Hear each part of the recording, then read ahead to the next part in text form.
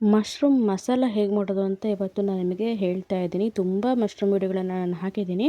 ನೋಡಿಲ್ಲ ಅಂದರೆ ಖಂಡಿತವಾಗಿ ಆ ವಿಡಿಯೋನ ನೋಡಿ. ಫಸ್ಟ್ ಇದನ್ನು ಚೆನ್ನಾಗಿ ತುಳಿದ್ಬಿಟ್ಟು ಇದನ್ನು ನಮಗೆ ಯಾವ ಸೈಜ್ ಬೇಕೋ ಆ ಸೈಜಲ್ಲಿ ಇದನ್ನು ಕಟ್ ಮಾಡ್ಕೋಬೋದು. ಮಶ್ರೂಮ್ನ ಯಾವ ರೀತಿ ತೊಳೆಯೋದು ಅಂತ ಕೂಡ ನಾನು ವಿಡಿಯೋ ಹಾಕಿದ್ದೀನಿ, ನೋಡ್ಕೊಂಬನ್ನಿ. ನಂತರ ನೋಡಿ, ಕಟ್ ಮಾಡಿದ ಮಶ್ರೂಮ್ ಏನಿತ್ತು ಅಂದರೆ ಅಣಬೆ ಏನಿತ್ತು ಅದನ್ನು ನೀರಲ್ಲೇ ಹಾಕಿಡಿ, ಯಾಕಂದರೆ ಬೇಗ ಕಪ್ಪಾಗಿಬಿಡುತ್ತೆ. ಅದರಿಂದ ನೋಡಿ ಎಲ್ಲ ನಾನು ಈ ಒಂದು ಸೈಜಲ್ಲಿ ಕಟ್ ಮಾಡ್ಕೊಳ್ತಾ ಇದ್ದೀನಿ. ಬೇಡ ಅಂದರೆ ನೀವು ಈ ರೀತಿ ಆಫ್ ಕೂಡ ಮಾಡ್ಕೋಬೋದು.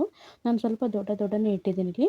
ನೋಡಿ, ಈ ರೀತಿ ಕಟ್ ಮಾಡ್ಕೊಂಡು ಬಂದಿದ್ದೀನಿ. ಹಾಗೂ ನೀರಲ್ಲೇ ಇತ್ತಲ್ಲ, ಇದನ್ನು ನೀರನ್ನ ಸೋಸಿಬಿಟ್ಟು ಇವಾಗ ಇದಕ್ಕೆ ಖಾರದ ಪುಡಿ, ಅರಶಿನ ಪುಡಿನ ಹಾಕ್ತಾಯಿದ್ದೀನಿ. ನಂತರ ಖಾರದ ಪುಡಿ, ಅರಶಿನ ಪುಡಿ ಹಾಕಿದ್ಮೇಲೆ ಮತ್ತೆ ಇದನ್ನು ನಾವು ಹೊರಗಿಟ್ಟರು ನಡೆಯುತ್ತೆ, ಯಾಕಂದರೆ ಮತ್ತೆ ಕಪ್ಪಾಗೋದಿಲ್ಲ ಇದು. ಹೀಗೆ ಖಾಲಿ ಇಟ್ಟರು ಅಂದರೆ ಕಪ್ಪಾಗ್ತಾ ಬರುತ್ತೆ. ನೋಡಿ, ಇವಾಗ ಇದನ್ನು ಚೆನ್ನಾಗಿ ಮಿಕ್ಸ್ ಮಾಡೋಣ. ಇವಾಗ ಮತ್ತೆ ಇಲ್ಲಿ ಉಪ್ಪು ಹಾಕೋ ಅವಶ್ಯಕತೆ ಇಲ್ಲ. ಉಪ್ಪು ಹಾಕಿಬಿಟ್ರೆ ನೀರು ಬಿಟ್ಕೊಳ್ತಾ ಹೋಗ್ಬಿಡುತ್ತೆ. ಅದರಿಂದ ಮಿಕ್ಸ್ ಮಾಡಿ ಇಡೋಣ. ನಂತರ ಒಂದು ಪ್ಯಾನ್ ತೊಗೊಂಡಿದ್ದೀನಿ.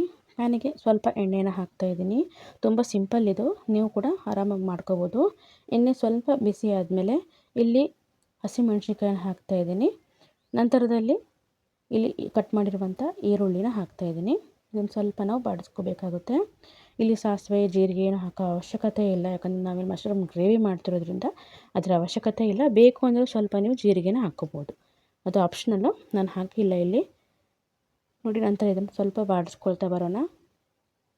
ಹಾಗೆ ಇದಕ್ಕೆ ಸ್ವಲ್ಪ ನಾನು ಇಲ್ಲಿ ಶುಂಠಿ ಬೆಳ್ಳುಳ್ಳಿ ಪೇಸ್ಟ್ ಕೂಡ ಹಾಕ್ತಾಯಿದ್ದೀನಿ.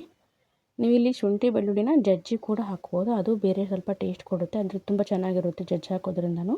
ಇದು ಅಂಗಡಿಯಲ್ಲಿ ತಂದಿರೋ ಪೇಸ್ಟಿಂದ ಸ್ವಲ್ಪ ಅಷ್ಟು ರುಚಿ ಇರೋದಿಲ್ಲ, ನನ್ನ ಒಂದು ಅನಿಸಿಕೆ. ನಂತರ ಇಲ್ಲಿ ಸಣ್ಣದಾಗಿ ಹೆಚ್ಚಿರುವ ಟೊಮೆಟೊ ಕೂಡ ಹಾಕ್ತಾಯಿದ್ದೀನಿ.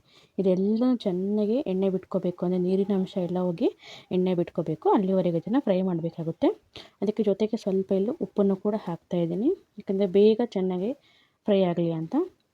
ಜೊತೆಗೆ ಇಲ್ಲಿ ಸ್ವಲ್ಪ ಕರಿಬೇವಿನ ಸೊಪ್ಪು ಕೂಡ ಹಾಕ್ತಾಯಿದ್ದೀನಿ.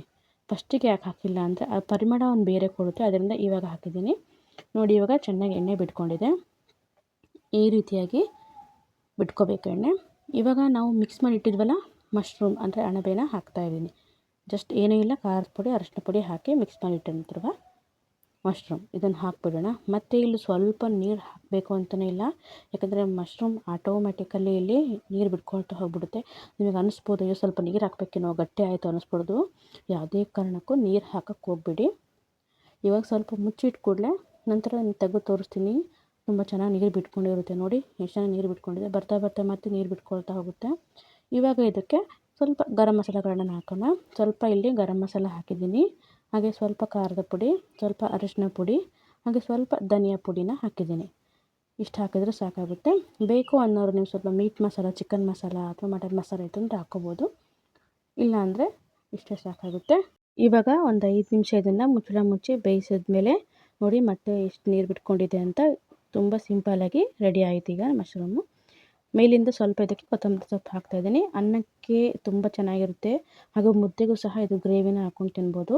ಈ ರೀತಿ ನೀವು ಸಿಂಪಲ್ಲಾಗಿ ಮಾಡ್ಕೋಬೋದು. ಹಾಗೂ ಯಾರೆಲ್ಲ ನಮ್ಮ ಚಾನಲ್ನ ನೋಡ್ತಿದ್ದೀರಾ ದಯವಿಟ್ಟು ಸಬ್ಸ್ಕ್ರೈಬ್ ಮಾಡ್ಕೊಳ್ಳಿ. ಫೇಸ್ಬುಕ್ಕಲ್ಲಿ ನೋಡ್ತೀರಾ ಫಾಲೋ ಮಾಡ್ಕೊಳ್ಳಿ. ತುಂಬ ವೀಡಿಯೋಗಳನ್ನು ಹಾಕಿದ್ದೀನಿ, ತುಂಬ ಚೆನ್ನಾಗಿ ಸಪೋರ್ಟ್ ಕೂಡ ಮಾಡ್ತಾಯಿದ್ದೀರಾ. ವಿಡಿಯೋ ನೋಡಿದ್ದಕ್ಕೆ ತುಂಬ ಹೃದಯ ಧನ್ಯವಾದಗಳು. Thank you. Bye bye.